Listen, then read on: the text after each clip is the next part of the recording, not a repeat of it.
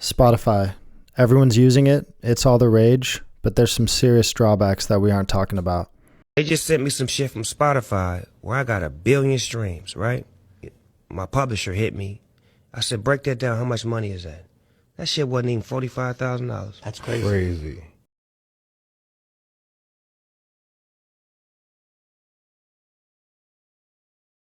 To tell this story properly, we have to start at the beginning.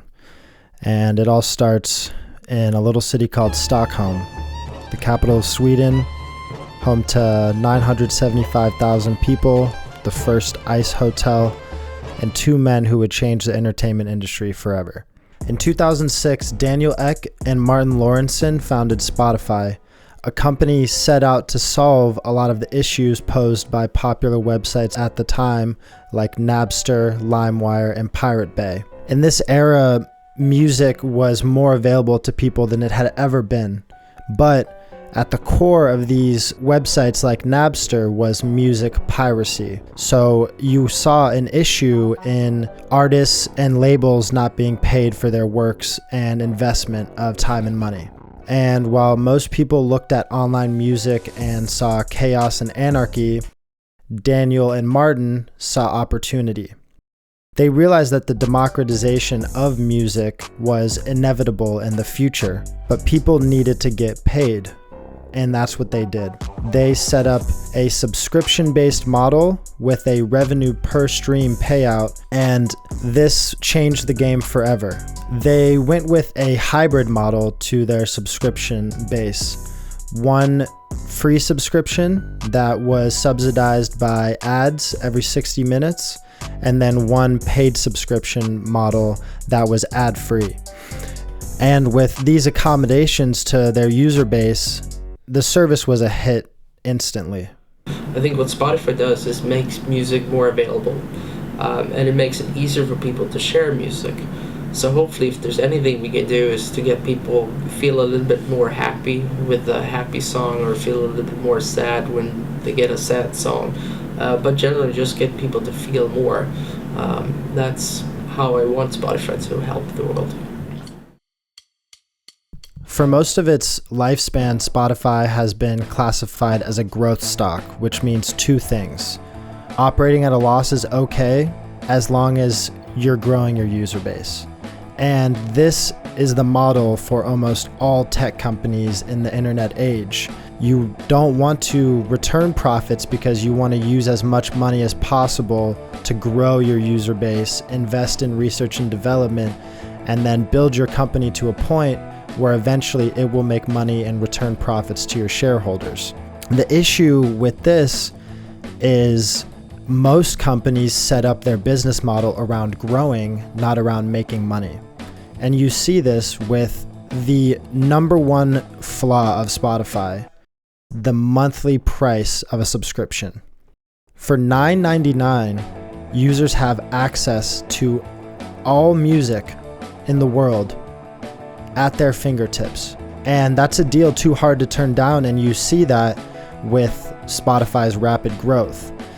But what it doesn't take into account is the amount of money required to make these products that people are listening to, and the amount of money Spotify is spending on their platform. And now that Spotify is reaching the end of its growth phase, they're scrambling to figure out a way to turn a profit. It's been 20 years and they've yet to have 1 full year of net profit. In my opinion, and in the opinion of a lot of their shareholders, they've lost the wiggle room. They don't have any more years of growing. They need to start making money now, or else the whole foundation of their company could fall apart. Right. In 2014, funk band Wolfpack capitalized on a Spotify loophole, collecting 20 grand in royalties by asking users to stream its completely silent album, Sleepify, on repeat while they slept. The band later used the money to fund an admission-free tour for their fans before Spotify pulled the album.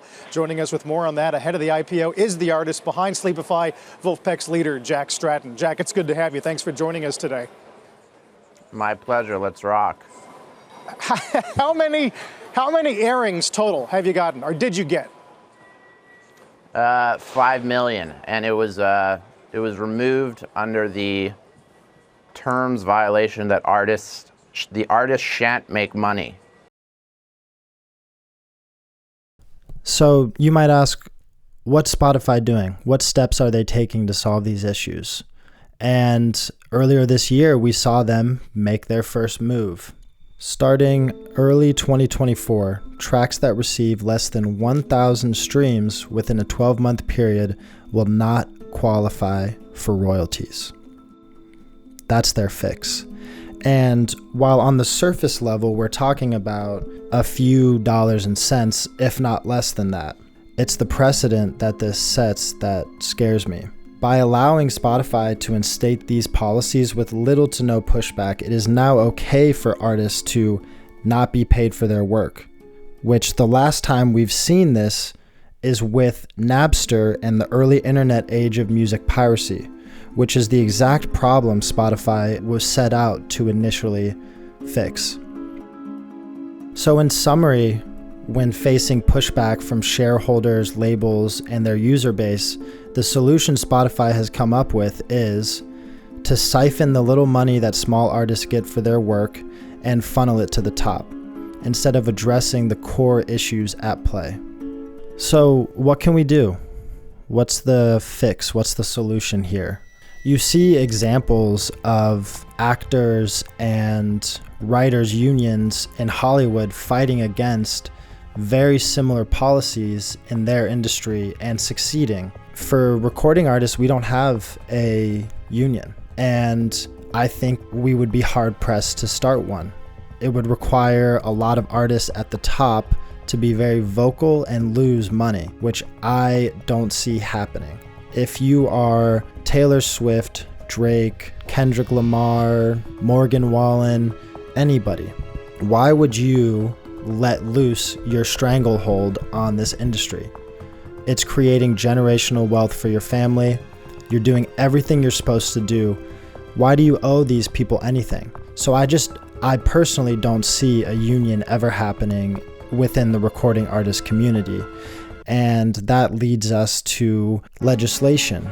If we're not going to unionize, then maybe we need to push things through the government. And we're already starting to see movements happening on that side. There's currently a bill headed to Congress that seems to be the first real attempt to fight back. Essentially, they want to tack an additional $5 to $10 onto each monthly subscription, with all of that money, 100% of it, going to increasing the revenues per stream on Spotify, with the plan being that that will fall onto 1 cent per stream. In an ideal world, Congress would look at what's happening and would vote this bill through. But based on our government's history of making things happen, I'm honestly not too hopeful. It's a disaster. It's a disaster because the fans have decided, and they've been trained to, not pay for music. And that means the next Beatles and the next Elvis, it's free. Imagine a supermarket. Farmers have worked all their lives to grow the fruit and the stuff, and the trucks and the unions that bring it to the stores, and the beautiful stores and the people that work there. Imagine walking in there and being able to walk out with anything you want without paying for it. How long is the farmer going to stay in business? How long is retail going to stay in business? So everything is dying because fans have trained themselves not to pay for the music. Look, you're not affecting me. I'm doing okay. My rent's paid. But you're killing the new band. You're killing the next Beatles. Look, my daughter had a 10 million, Sophie Simmons had a 10 million viewed single last year, 2 years ago. 10 million. She made $214. At its inception, Spotify seemed like a great idea. It seemed like a net positive on music as a whole. But we are now starting to see and feel some of the drawbacks of this model. And it reminds me of when the iPhone first came out and we were supposed to be more connected than ever. But now when I'm outside and I see everybody on their phones and I see families at a restaurant on their iPads and phones not talking to each other, it seems like we're not even connected at all. And this device that was set to connect us has actually had the opposite effect. And I'm worried that that's happening within Spotify and the greater scope of the music industry as a whole.